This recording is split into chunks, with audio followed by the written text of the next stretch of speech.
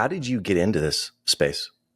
I dropped out of college 13 years ago. I was 21 and started painting a little bit here and there as side work, and then pretty quickly decided I wanted to do it on my own and build a company doing it. And so I started painting houses. It was just me. All right, I got a question for you. Do you have the balls to call your own shot? I'm not talking about like some stretch goal or telling your mom you're finally going to get an A this quarter in that gender dance theory elective you're taking. Now, I'm talking about like a middle schooler calling up LeBron James and telling him he's going to dunk on him in 10 years. Well, this guy does. And honestly, the conversation I had with him today left me a little scared, but changed the way that I think about goal setting in my own life. My name is Nicholas Haluski, and welcome to another episode of Nickonomics, the show for entrepreneurs and wantrepreneurs who are curious to learn how other businesses work. And over the past 5 years, my companies have generated over $100 million in revenue and created millions of dollars in shareholder value. I've bought, I've run, and I've sold dozens of companies in the SMB space with multiple seven-figure exits. My mom always told me that there's no such thing as a dumb question, only dumb people. And what I think she meant by that was that those who don't ask questions are truly the dumb ones. So on this show, I let my curiosity drive as I interview successful entrepreneurs, asking them to walk me through exactly how their businesses operate. And whether you're an experienced business owner or just starting out, Nickonomics is like your place to learn and ask questions, gain valuable insights. Well, today I sit down with Stephen Montgomery. He's the founder of Resi Brands, a home services franchisor with brands like That One Painter and Pink's Window Washing. You'll hear how Stephen bootstrapped the company from zero to over 450 locations and $80 million in top-line revenue, as well as how he secured an investment from the queen of boring businesses herself, Codie Sanchez. But mainly I'm curious about one thing. How does a college dropout turn a painting gig into an $80 million franchising powerhouse? Let's find out. Okay, guys, we're going to get back to the show in just 1 second. But first, a message from a sponsor who is me. Oh, it's me because I'm doing the show for free. Listen, I want to give you $100. All you have to do is this. Go to Apple or Spotify. Give me 5 stars, write a review, screenshot that review, send it to me, nick@cofounders.com, and you will be entered to win a $100 Amazon gift card. Every 4 episodes, I'm going to choose a winner at random, and I'm going to do this 5 times. $500 for 5 stars.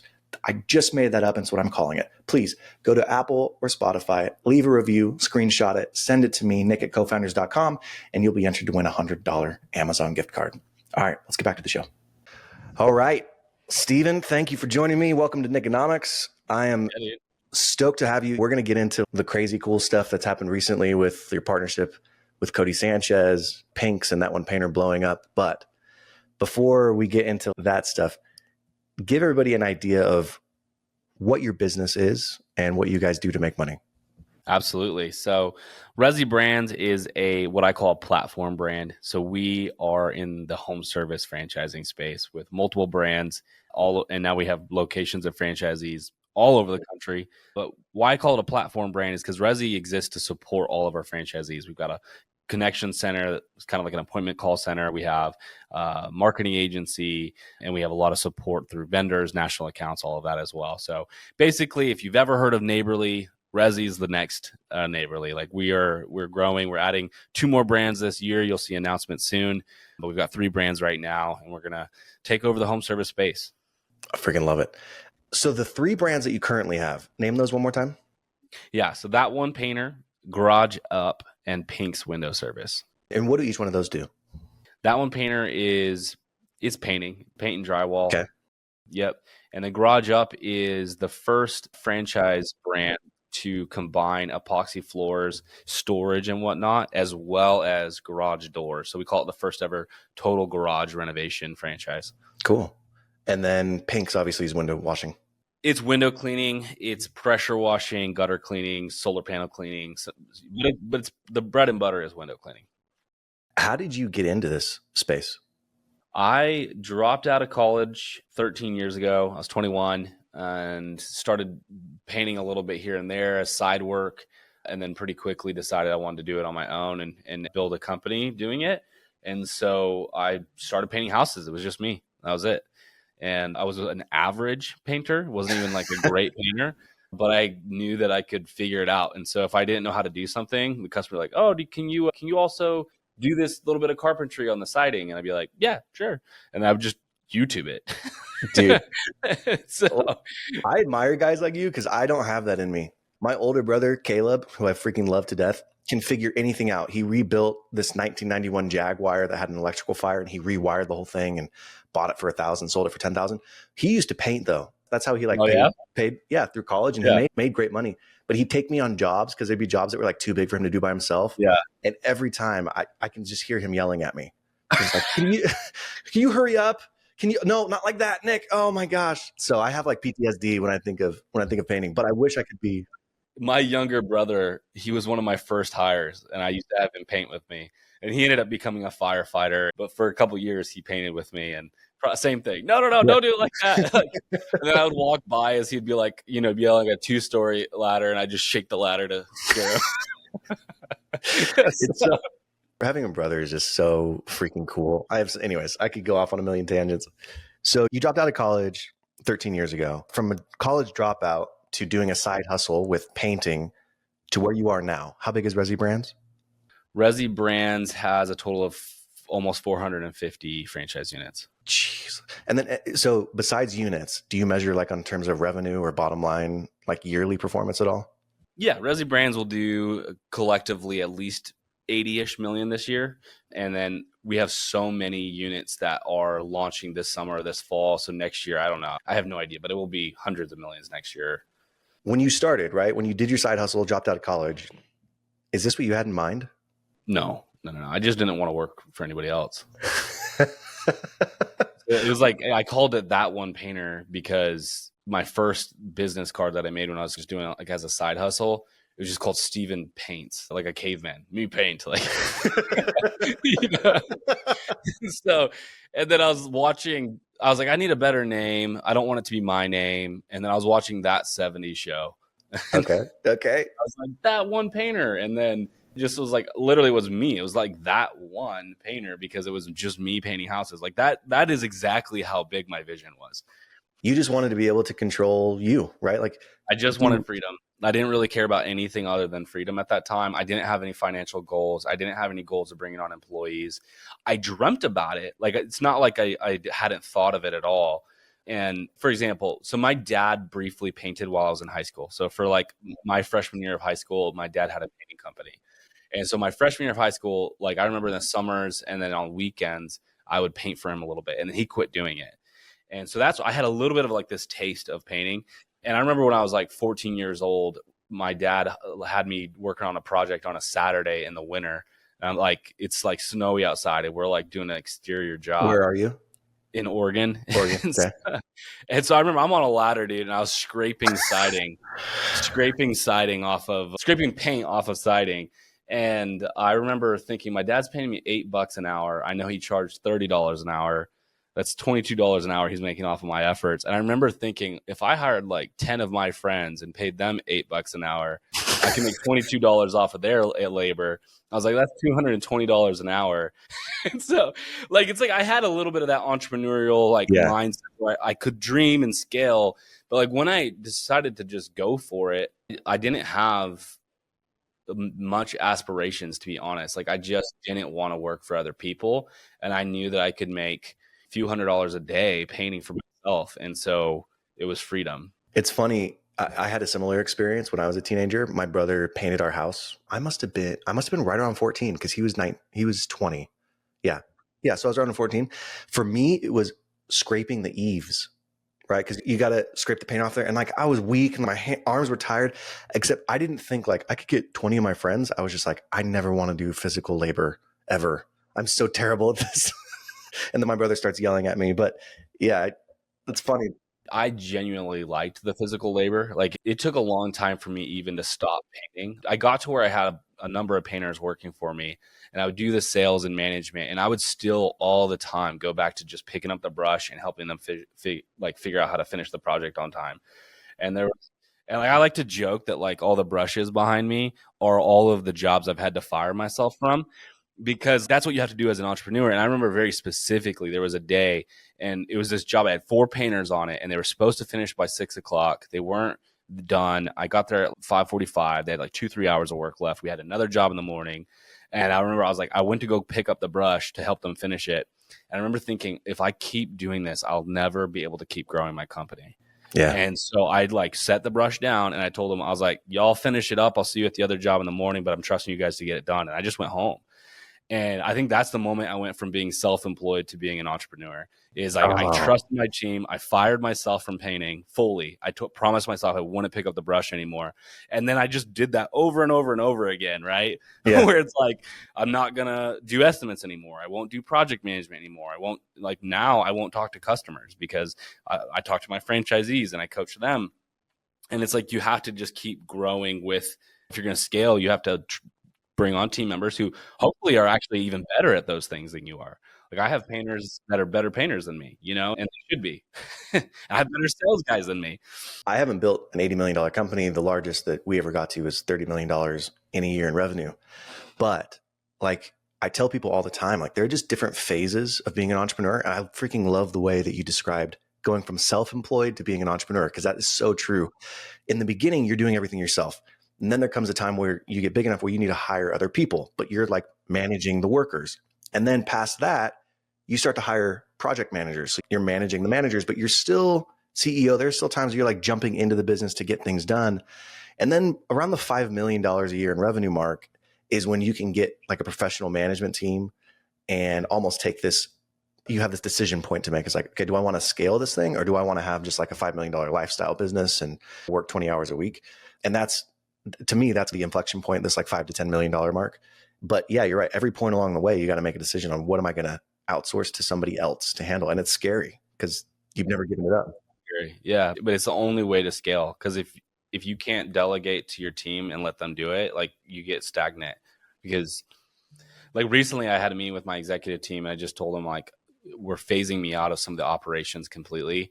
And I told them my kind of verbiage was, I want to be focused on things that everyone sees and focused on things that no one sees. And I don't want to be in the middle.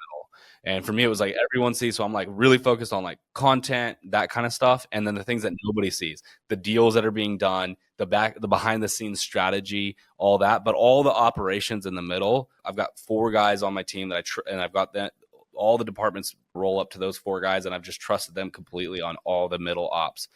For you, so you started this in 2011. How long was that self-employed period before you turned entrepreneur?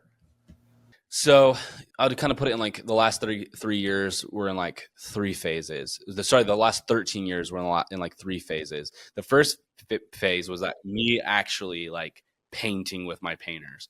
That went all the way up to like probably 2014, somewhere in there is when I finally stopped like painting. 3 years? 3-4 years where I was really working in the business, like actually painting homes with a crew. And then I switched to like sales and management. I put down the brush and I would run anywhere from 2 to 4 crews. And that I did that all the way up until about 2018. So another 3-4 years there. And I realized I was like I wasn't growing anymore. Like I was stuck because I could only sell so much. And this was in Austin? Yeah. Okay. Yeah. And so going into 2019, I hired a project manager, I hired an admin, and that's when we really rapidly grew. We doubled our revenue in 2019, doubled again in 2020, doubled again in 2021. And in 2021 is where we started franchising. And that's when things just skyrocketed.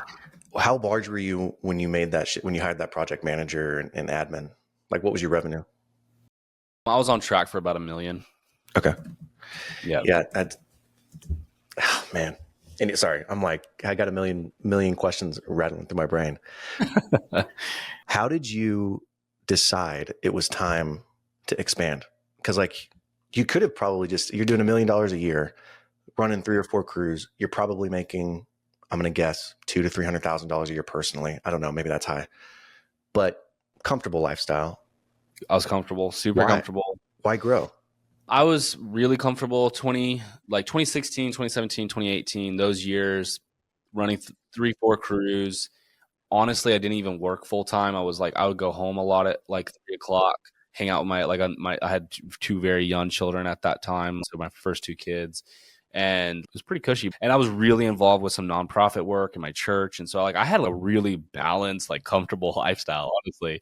And then I like really felt like I wanted to grow as a real entrepreneur. And I started reading books like The E-Myth. I started reading books like 21 Irrefutable Laws of Leadership by John Maxwell. And I really something clicked in my head and I got way more organized. Up until that point, I was running everything off of Google Docs and QuickBooks.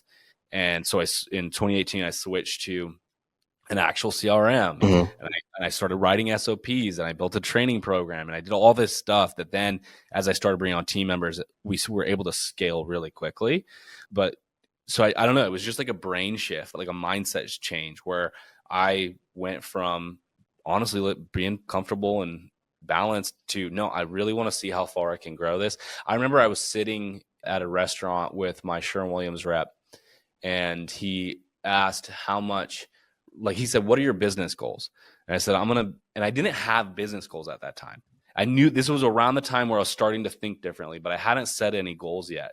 And so he asked me what my goals were, and I just kind of pulled it out of thin air. I was like, I'll be the biggest painting company in Austin, Texas. And he laughed and said, that's ridiculous. and he said that, and he saw my account. He knew exactly how much paint I bought versus the biggest one in Austin, right? Yeah. And so he's like, that's ridiculous. Like, what are you talking about? And like now we're like by far the largest painting company in all of Texas. Like, you know what I mean?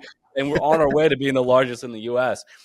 Because he said ridiculous, like that stuck with me. So now like every quarter, and it's been this way for years, every quarter I set goals for the company and the theme is ridiculous something.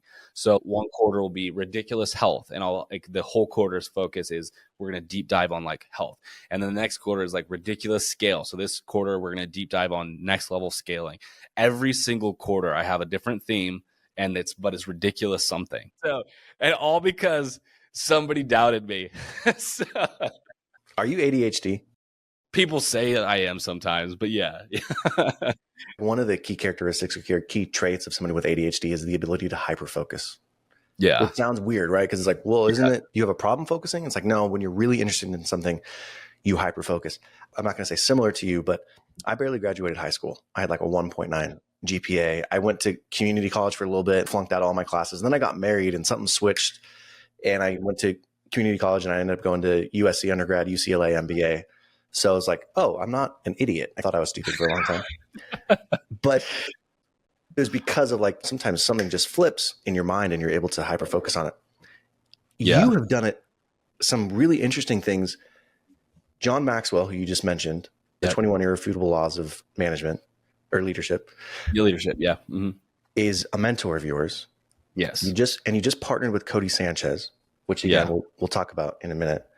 How do you make the leap from I'm dropping out of college, self-employed, to I'm reading all these business books and you're building relationships with people like that? What did that transformation look like for you?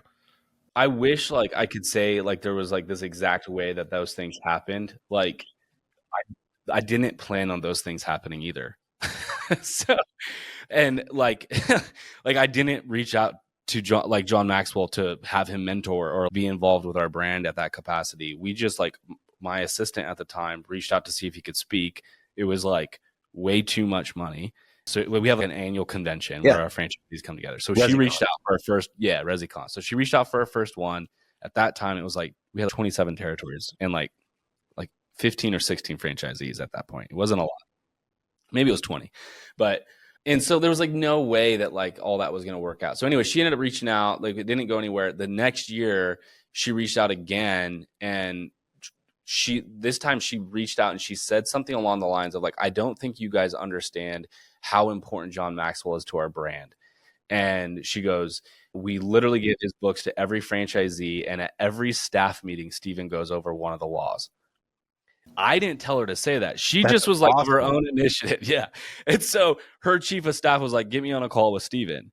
And the chief of staff from John Maxwell. So that was his response. So he said to her, get me on a call with Steven. So I got on a call, shared my story, and he goes, Steven, why don't you just fly out here and we'll do a video, and you and John Maxwell can like, he's like, we won't charge you hardly anything for it. Just come out here, John will do a video and you can play that at your convention or whatever. I was like, okay, cool. So I flew out there. And so I'm on the plane out to where he's at in Florida. And I remember thinking, I'm going to see if I can just make this guy like my best friend. Which we're not, I wouldn't say we're best friend level yet, but we are friends. You guys are really close in age and have a ton in common. So yeah, we're not like golfing every weekend together yet. And so I walked in, we filmed the video. Afterwards, he's like, tell me a little more of your story. I'm telling him the story. I'm telling him our goals. And he goes, hey, give me your phone number. And so I give him my phone number. He's like, I have this idea. I want to mentor your brand. I'll call you tomorrow and tell you more about it. So he calls me the next day. I had a missed call, which is funny. I have that voicemail. Alpha, power move. Yeah. I'm not answering it. And I missed it intentionally because I had like my 2-year-old with me. And she was like, everyone's like, how did you not pick up that call? And I'm like, I'm going to pick up the call and have my 2-year-old screaming in the background. Dude. I was like, there's no way. Dude, so, I've been there. So I was like, no, like, I did pick it up. So I called him back like an hour later and he kind of was like, hey, I only do this for a couple brands at a time. And I really think you guys would benefit from it. So he offered to mentor us. So he'll be at ResiCon. He does a monthly session with all of our franchisees. And so, again, like I didn't ask him to do that. At the time, I wasn't even my idea to like pitch him in that way. It was an assistant's idea. Dude, you know what's cool about that I admire about you is it's a special trait in leaders to get people to be unreasonably loyal to them. Right. I have an executive assistant. Her name's Kelly. She'll watch this video. Hi, Kelly. I love you. Dude, she like goes to bat for me all the time with people and like responding to things or reaching out or asking for stuff because it's like they want you to succeed so bad. And they're almost like offended that somebody else doesn't see what they see in you. Right. So like just hearing her reach out to them and say that lets me know that like, she's unreasonably loyal, right? Like she's like, I don't think you understand how important this is to him. And if it's important to him, it's important to me. Yeah. So, like, that's rad. I love that. Yeah. What you're saying is true is like, there's a misconception that like to be successful, you have to think of everything. You have to do everything. You have to have hard work ethic. Yeah. But like it's a lot better when you have a team that just wants to help you build something and they're going to have ideas that are better than your ideas sometimes. And sometimes they're going to think of things that you wouldn't even thought of, and so like John Maxwell says, there's no such thing as a self-made man. We're all the result of people that have invested into us. And that for me, that's completely true. Like it's been employees, it's been mentors, it's been business coaches and consultants and all these different people that have like invested in me and believed in me that have allowed me to be as successful as I have been up to this point. It's not just my efforts. So I have this cute little saying on my Twitter bio, which is like 100% bootstrap, 10% self-made. Because I love that. Like nobody is 100% self-made. Like everybody has breaks. Everybody has mentors, and 10% might be too generous to myself, actually. But. Yeah. So, how did you go from that one painter to the other 2 brands that you have? When did your thinking shift from I'm going to be the biggest painter in Texas to what you have now, which is like we're changing the game in home services? Yeah. Walk me through that.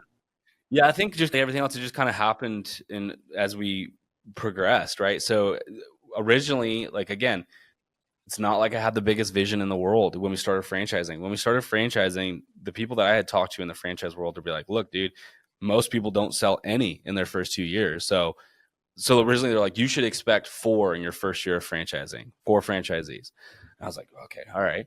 So I made a goal. I was like, all right, then our goal is to get to just 20 franchisees. I didn't even set a time. I was just like, get to 20. It seems like that's around where like you start to have a healthy franchise system. So like not a huge goal. And then about a few months in, or a couple months in, we already had 7. And so we started to set the goal a little bit higher. And so it started just picking up pace.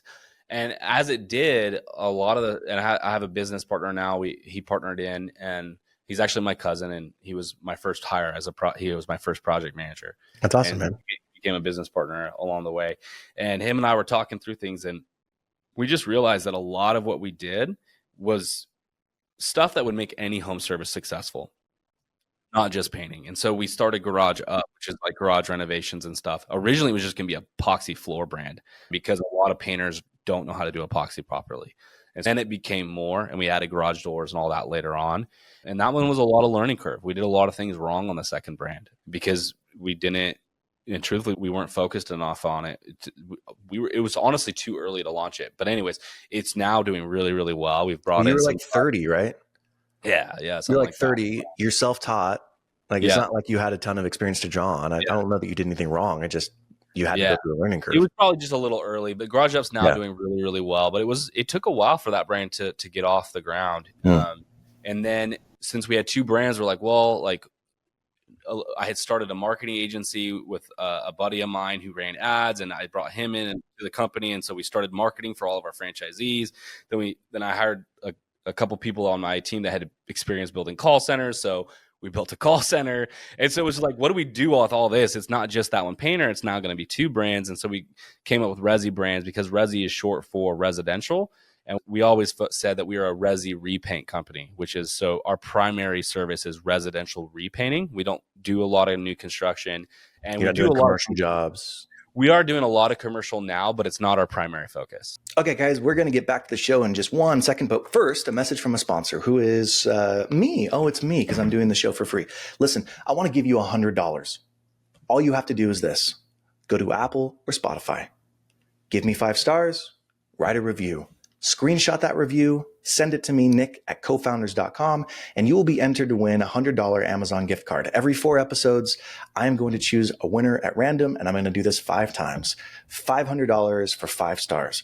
I just made that up, and it's what I'm calling it. Please go to Apple or Spotify, leave a review, screenshot it, send it to me, Nick@cofounders.com, and you'll be entered to win a $100 Amazon gift card. All right, let's get back to the show. Yeah. And so we're like, let's go with Rezzy because we always said Rezzy repaint. And it's a freaking great name. Yeah. And so we called it Rezzy Brands, put Garage Up, that one painter, and the like services we offered our franchisees kind of all under that umbrella of Rezzy. And then a friend of mine introduced me to the Pinks founders, and it was like they were just super, super cool dudes. They thought of home services and blue collar trades exactly the way we did. It was just like a natural connection. I remember the second time we met with them, I had set my phone down, like face down on the table, and everybody had. And we were at a restaurant and we talked for 6 hours, and not a single one of us looked at our phones. And when we did, all of us were like, holy cow, what time is it? Like all of us were like, I think 3 of us were married at the time. Brandon's now getting married, so all 4 of us will be it now. But I think 3 of us all had like, our wives were like, where the hell are you? What are you doing? Yeah, like really good conversations about home services. Did you acquire Pinks, or did you merge with them, or what? Yeah, so we acquired the franchise rights, and Brandon and Carter are our partners on Pinks. And so Rezzy acquired it, but they stayed on as partners. You're the franchisor, essentially? Is that how that works? Yeah. Yes. I'd never heard of Pinks until a few years ago. And you guys did something that's, I think, is really, I don't know if it was you or them, but your merch is how I heard of you. That was all them. They're branding geniuses, dude. They're so good. It was great branding. And I'm like seeing these guys walk around with Pinks. I'm like, oh, what's that? And they're like, oh, that's actually a painting company. You can go. I'm like, or not painting, a window washing company. I'm like, what? Why would they be wearing that hat? Yeah, that was all them, dude. They're freaking phenomenal at that stuff. Did that segment of the business, like the merch sales, ever get close to like, I don't know, being profitable or like even being as large as their locations? No, it's not like as large. It's not even close as large as their actual business, but it is like a legit, like profitable part of what they does. Yeah. Dude, that is so fascinating. All right. So in what year did you acquire the franchise rights to Pinks? Would have been like 12 months ago. Yeah. It was July. So we started talking. It was like 5 months of us going back and forth and talking and getting the deal done. And then we acquired them officially July of last year. What made you decide to acquire as opposed to do something de novo? Like you had done the garage part of the business de novo. Why were you like, yeah, let's go ahead and acquire this brand? Honestly, I wanted to do it all from scratch. That was what I wasn't planning on doing. But meeting with that introduction and meeting them, it was like a no-brainer. Like it just, and the deal, the way it's set up, it's obviously very good for Resi. It's also very good for them. it's definitely a deal where both parties are super happy with the way it's structured. And so, and when you did that deal, because like I said, you didn't have experience in the space, and if you can't share specifics, I get that too. Did you go out and you're like, all right, I'm going to go get financing, I'm going to go raise money from private equity? Or was it like, hey guys, let's just partner. Here's the potential upside.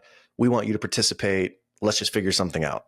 More the latter? it was the latter. I can't go into the specifics of the deal, but it was the latter. We didn't need to raise capital or anything like that to do it. Okay. But that's amazing, right? Because now you've like brought on people who are passionate about the business. Their incentives are aligned with yours. You like them. You guys are like, just the way you're talking about them, I can tell you enjoy working with them. And now you've got other people on your team who are, pushing forward with you. I think is rad. How did the relationship with Codie kind of surface? Because for those who don't know, Codie bought in, and I don't know what her percentage equity is or anything like that, but she has actually purchased into Resi brands. And I think it's a really smart move for her for a number of reasons. Number one, she's known by that community, like her followers, for side hustles, getting into their first business. And the franchise space is just a really good way for people to start their first business. And then second, I think she will be a very good accelerant. This is a media accelerated type of business because you can get an inflow of potential franchisees. So I get it from her perspective and the investment thesis, but how did you like get in touch with her? Because I'm sure there's a million different brands she could have partnered with, a million different people she could have spoken to. How did it come about with Resi? She had seen My First Million did a short little segment on Pink's Rezzy and myself, and she had seen that. And so one morning I woke up in the morning and there was a message from Cody Sanchez. Really? And, like when I saw it, like DM. Yeah, just she DM'd me on LinkedIn. And when I saw it, like I was like, because I was a huge fan. Okay. I was like, this is a fake account or something. Like, I didn't even believe it. And so she just said, hey, I'd like to do an email and a video on Resi and Pinks. And so they did one of her newsletters on kind of my story and Resi. And then they did a video where they came out, filmed some stuff with Resi that hasn't been released yet. And then filmed the Pinks video, which has been released. And then we've also filmed one for that one, Painter, that hasn't been released. So there'll be more content coming out. Yeah. Did you do the same thing you did with John Maxwell, where you're like, I'm going to make Cody my freaking best friend? Or like how did it turn from I'm going to feature you, because she features a lot of people, right? Like how did it turn from I'm going to feature you to let's start having a conversation about an investment? I didn't quite have those same thoughts. Like I didn't know what to think about, other than it was gonna be really good publicity for us. Like the boring business person. Like there's not another person who's as famous when you're talking about the word boring business, right? And so like I knew it was like a perfect opportunity for us to get some like good, views and eyeballs on what we were building. And so I'll be honest, like she's super intimidating the first time you meet her. Like she's like a no BS person. Like we walked in and it was just like, she was like on like interview questions. There was very little, there was like literally nothing but a handshake and then it was go. There's no foreplay. She's just like straight into it. She is a very straightforward, very confident person. It was fun. We had a lot of fun. We were joking around and she had a lot of Pinks guys. I was like super nervous, dude. Of course. Yeah. And so, but as she was asking questions about Resi and franchising, and, she had historically been really hard on franchises, but some things that I just told her that I think kind of sparked her interest. And I didn't have it in my mind of like, oh, I want Cody as an investor. Yeah. You weren't trying to pull an inception of like placing the idea in her mind. You were just talking. I was just talking, and I was just, because she asked me, well, why are you guys growing so fast? Why do so many people want to get into your franchise brand and stuff like that? I was like, well, Cody, like a lot of people who follow you and are looking to acquire businesses give up because it's so hard. So they come buy a franchise instead. And I said, because I have franchisees who, they were 10 months into a deal on an acquisition of kind of some plumbing company or roofing company or whatever, and they get the Q of E report back, it ruins the whole deal. And so like there's all these deals that fall apart, and it's just like really frustrating. It takes forever to find one, takes forever to negotiate. Then you got to get, you got to get accounting in there, and you're trying to get the SBA approval. All this stuff is just a lot of work. Mm-hmm. And I was like, so one, there's a lot of people that are like trying to buy these older businesses, and it can be hard to get that deal done. And two, there's a lot of people that they want to be an entrepreneur, but going from 0 to 1 is really hard. And so franchising is easier on both fronts. And I could see her wheels turning at that moment when I was saying some of that stuff. And so we finished filming some of the Resi stuff. She went out in the van, filmed the stuff with the Pinks guys, and then wrapped up with them at the end of the day. And then she texted me at the end of the day and basically was like, hey, I want to talk partnership. Dang. When was this? That was March. Okay. Very recent. Yeah. That deal, three months or something like that, 3-4 months of us negotiating. And so she texted me, said, hey, I want to talk partnership. And I was like, heck yeah. So what was that process like to talk to her about the partnership, right? Was it long, drawn out? Was it just you and her directly one-on-one? Was it lots of legal teams? Like, how did it shake out for you? I think it started with me and her and her husband, Chris, chatting. And then we kind of were all aligned of like, hey, there is something here. I told them up front some of the things that would be like good for me and things I wouldn't be interested in. They kind of same thing. And then I gave them a ton of stuff for due diligence. They went very quick through that. And then it was a lot of conversations between legal and financial teams. A lot. Like, we're not disclosing anything on the deal, but like, it's a deal that I think is very good for both of us. Like I was saying, the best deals are when both people feel like this is a really good deal, because the best deals are when they focus on each other's strengths. And so it's a really good deal for Rezzy. Obviously, I know she's happy with the deal too. And so we're going to do some pretty cool stuff now. And we want to build something as big as Neighborly. So what is your vision for Resi Brands over the next 5 years, 10 years? Because, you went from Dropout, I'm just going to be self-employed, no goals, to, where you are now. You built, 450 units, $80 million, I think, in top line revenue. You'll do even more next year. I know that's not the Resi Brands corporate. That's all the franchisees combined. But what are your goals now? Our goals, Resi Brands, I don't know the exact timeline, but Resi Brands will be the largest home service trades franchise in the world. Write it down, put it in the book, bookmark this, come back to this. You're going to watch this in 5 years in the world. Yeah, why not, right? Who's the biggest in the world right now? Neighborly, for sure. And how big are they? I don't know. Like 6,000 franchise units. So 6,000 franchise units, give me like a dollar amount of like conceptual. I don't know their dollar now, but it's got to be a couple billion. Okay. You want to be $1 billion company. We will be. I love you, Steven. We will be. I freaking love it, man. Bootstrapped too. It's not like you have a bunch of outside investment. That's freaking incredible. What do you need to do to execute in order to get there? New brands are great. I've got 2 new brands where the announcements will be happening soon. Sorry, I'm going to cut you off for just 1 second. I just saw a video that you posted, the Handyman brand, essentially, where you're like, I've built $200 million brands. I'm going to build another one now. And you're building in public this brand. It's amazing. I think it's like genius marketing. So I love the way that you're doing it in public. But all right, so keep going. I've got one we're building from scratch, and then I have another one that's another acquisition / partnership. And that one we're going to be announcing soon. We're waiting on a couple of final details, but our deal's already signed. It's just we're waiting on some rebranding that we're doing. So that both will be officially kind of announced here soon. But the truth is, like, franchising is all about, like, the long game is making your franchisees as successful as you can be, right? So, like, we want our franchise to be wildly successful because the long game is the royalties. Franchise fees, they for the franchisor. Yeah, for the franchisor, or for us, it's a royalty game and it's a long game. The franchise fee we get paid up front is used to help our franchisees launch and be successful in their first period. Like, we use all of that money on supporting our franchisees. So for us, like, the long game here is the royalties, and we are in it for the long term, and Cody's in it for the long term. And so that's the play. So we want to go wide. Like, I want to be able to cover every home service that a homeowner has, but I need to go deep first. So we're going to go as deep as we can on our primary brands and then start bringing out more brands as we keep going deeper. But we've gone very deep. We technically have more that one painter territories than our biggest competitor. And our biggest competitor, it took them 25 years to get that big, and we did it in 3. What's their name? CertaPro. Suck it, CertaPro. Tell me about the back office that you're building out, because it sounds like you've built, like you said, the most important thing is for your franchisees to be successful. And in order for them to be successful, you've got to have a world-class support team.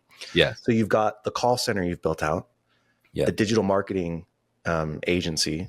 Yes. What else have you, are those the only 2, or like, is there anything else you've built out? Those are the 2 main ones. We also have national accounts programs. So we're selling national accounts and bringing accounts in. Oh, okay. You're going to be involved in things that people see, that everybody sees, and involved in things that nobody sees. And that's like one of those partnerships that people don't really see on the back end. We're bidding like Universal Studios right now, and we're bidding a whole bunch of Walmarts and Targets all over the country. And so that's like, there's big paint jobs, and a lot of those places have windows too, and they have epoxy floors. And so that one painter has the biggest reach right now. So that's the primary one. We're focused on national accounts.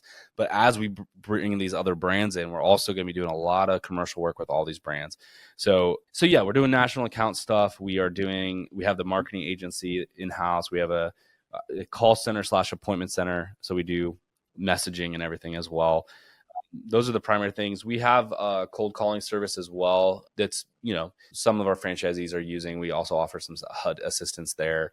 Yeah. So those are some of the services. And then it's the coaching. We also have we have sales training events that we do all over the country for our franchisees, and a number of other stuff. One of the things that you've hit on, and then I'm going to wrap this up, and then we'll do our rapid fire questions. But I love your focus on company culture and leadership. And I know you haven't specifically said those things, but many of your comments have been about educating people or making sure that people are all on the same page. I mean, just the fact that your assistant or admin person was like, he goes over these every single day. They review these in their stand-ups. Every location does it.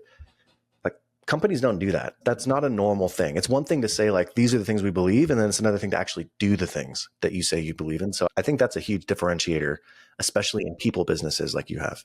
Yeah, absolutely. Yeah. And for us, leadership is one of the primary things we talk about. I do something called leadership hour with my employees. We go over the leadership laws. We're actually going over now John Maxwell's 5 levels of leadership with our team. We focus on that. And I tell all of my employees, you are a leader, even if you are only currently leading yourself. Sometimes yourself is the hardest person to lead.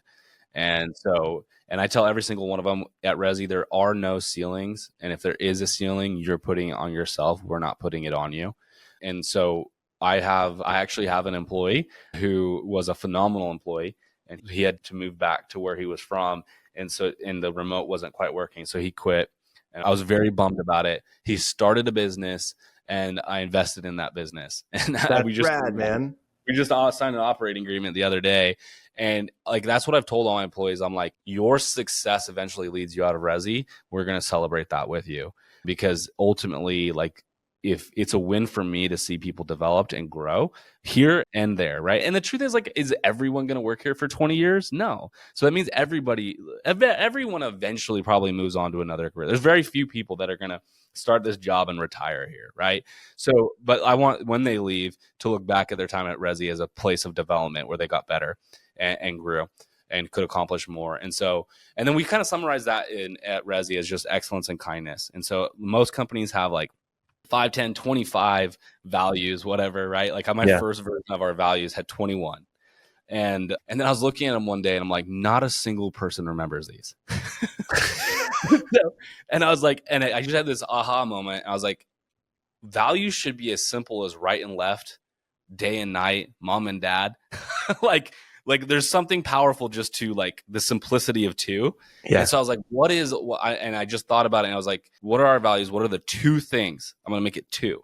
And so I picked excellence and kindness, and those things aren't opposed, but they're supposed to be complementary, right? And so you have to have excellence. But if you only build something that is excellent and you're unkind, you won't be proud of what you built. If you are excellent and kind, you'll actually be proud of what you built. Dude, I feel like that scene in Step Brothers when they're like, did we just become best friends? Yeah. Because my home health and hospice company that I had, we grew from 0 to 11 million. Yeah. Ours was joy through service. I love that. That's because great. I love having fun. I love seeing people develop. For me, they're family, right? And I want them to serve one another. I can't go out and help a patient, but I can help these employees. I bet in 6 months somebody could ask me, "Hey, what is Nick's like? What was his values?" And I could tell you because it was simple, like joy through service. Like it's as simple as left and right. Like our brains don't remember things that are more than 2 or 3 like points, you know. So and true. so, and it's not like, look, I still have that 21, but nobody remembers those. Like it's still in the when they're onboarding as an employee, it's still all there. But everybody remembers excellence and kindness. Yeah, because you boiled it down to its simplest essence. I love that. Yes. I love that. All right, here's my rapid fire questions. You ready? Yeah. Yep. What do you love about this business? I love being able to help people start businesses. So that's why I chose franchising. Yeah, it's fun to help people become entrepreneurs. It's enjoyable. It gives me a lot more purpose than just building a business that is where I'm the only owner. What do you hate about it? I hate the owners who don't want to be owners. I don't hate them. I hate that part of it. Dealing with that, yeah. Yeah, it's hard when you have, and it takes a lot of patience. There's sometimes there's going to be franchisees that just don't seem to understand what they signed up for. And we have many, many, many, many amazing franchisees. And there's some that I'm just like, I thought you wanted to be an entrepreneur. I'm confused right now, you know? And so that's the worst part. And sometimes they just like, they can't see the forest through the trees and they're just very, you know, and that part can be very frustrating. But the overall, it's like super enjoyable to work with our franchisees. All of us have jealousy in some capacity. For me, I'm the most jealous of commercial real estate. Okay. For you, what businesses or industries are you the most jealous of? Like the people who have like super cool Airbnbs all over the place. Like really? That's like like my wife and I, like she loves interior design and she has like a real eye for it. And so I think that's like like one day when I'm a little less busy and our kids are a little older and she has more time as well, we will probably do some of those. Yeah. Do you know who Isaac French is? No, I don't know that. Oh, okay. He's built out these like properties that are not just Airbnbs, but they're experiential as well, like on a lake. Yes. Anyways, I'm having one. Okay, yeah. There's a guy that I follow. I actually started following because he was a marketing guy. His name's Travis Chambers, and he was doing some Airbnb. Yeah, I know Travis Chambers. Yeah, he was doing some like experiential ones too. Yeah. And I don't know how many he did, but yeah, there's guys like that. And I'm like, that just looks like a lot of fun. I don't know how profitable it is. I honestly don't know anything about the business. Yeah, but it just looks cool. I'm like, it looks fun. All right. If you have 2 hours in your day and you don't have to do anything related to the business, you have no family responsibilities. You have kids, right? Mm-hmm. How old are they? 8, 6, 4, 2. Dude, okay. We're almost 10, 7, 4, and 2 are my kids. You have 4 kids? Wow. Okay. All boys. Yeah, all boys. It's rare to meet somebody with 4. Yeah, it's definitely much rarer today than it was 20 years ago. But you have 2 hours to yourself. What are you obsessed with right now? Like, what are you spending your time on in those 2 hours? And it's not business? It doesn't have to be business is the way I'm pitching it, right? Like, you don't have any other obligations. You can do whatever you want. So most of the time, even like on vacation, and my wife's like, she's like, I'm going to read some more on the beach. I'm like, I'm about to get sunburned. I need to go inside. I will still normally go inside and research home services I want to get into. Okay. If it's not that, and this is so specific, but I'll just be honest. I am like super into post-millennial Christian theology. So, really? Yes. Okay. And so it's a very specific theology about like, it is basically that like the role of Christianity isn't just to wait and escape. It's that we're supposed to make the world as good as it possibly can be. And I'm obsessed with it. I read it. I follow a lot of guys on like, that's like my YouTube is like 50% people like Alex Hormozy and Codie Sanchez and Grant Cardone. And the other 50% are all post-millennial theology. Dude, you're such a good guy. See, my YouTube is like 50% all the people who you said, right? Like Alex Hormozy, Cody Sanchez. And then the other 50% is broken up between the NBA and Russian dash cam fight videos. I used to be super into the NBA as well. So but ever since the Spurs started sucking, I stopped watching. If you had to give, or you could give yourself advice 10 years ago, you're 34? Yep. Okay. What advice would you give yourself? I would have focused on other than my own personal leadership that I needed to really work on, like I was stuck for a lot of years and I didn't do more because of imaginary conversations I thought other people would have about me if I tried to do more. Like I literally like I don't know if they really thought that, but I was very self-conscious when it came to setting big goals. And very afraid to like what will, like if I try to do something bigger or better and I don't succeed, what will people say? And these kind of imaginary conversations that I would imagine people saying like held me back. And so, and I find that like a lot of entrepreneurs or wantrepreneurs struggle with the same thing. And I tell people, and I just actually some friends of ours that we were meeting, my wife and I had a beer with the other night, and they're looking to start a business. And that was one of the things I was talking about with them is, and they like, I could see it clicked with them because they were immediately like, oh yeah, I'd totally do that. And so I was like, you got to like write your goals in concrete. And it's okay. Even if you don't hit your goals, like it's a part of your history. It's part of what you were trying to do. And most people write their goals in sand so they can quickly kick the sand back over so that, oh, that I never said that.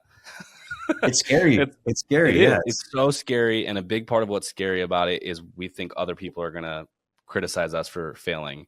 And the ones that are going to criticize you for failing aren't the people you should care about anyways. Yeah. There's a saying I really, really like. It's like, those who mind don't matter, and those who matter don't mind. Yeah. Right. Where it's like, that's exact. I love that. That's exactly right. It's such a good phrase. I love that. I love that advice. All right, my man, this was fantastic. Where's the best place for people to find you if they want to come? Yeah, rezybrands.com if they're interested in what we're building. And then I'm probably most active on LinkedIn. So just look up Stephen Montgomery on LinkedIn. Okay, will do. Thank you, sir. All right. Absolutely. Thanks, man. Yep. All right. That's it. Another one for the books. I'm fired up. I don't know what else to say. I hope you found something valuable in that conversation. I hope you learned something. I hope there's something that you can apply to your business today, tomorrow, in the future that makes you money, makes you more successful, gives you more time with your kids. If there was something, I'd love to hear about it in the comments below. Give me some feedback. And if you like actionable advice and you want more of this, I write a weekly newsletter that gives insights, tips, and tricks into the world of entrepreneurship. Subscribe in my bio. And if I can help you in any way in your entrepreneurial journey, don't hesitate to reach out to me, nick@cofounders.com. Sorry, Kelly, for more emails. And the last thing is, remember, curiosity is a superpower, and you can use it to your advantage. As my mom used to say, there's no such thing as a dumb question, only dumb people. We'll see you next time.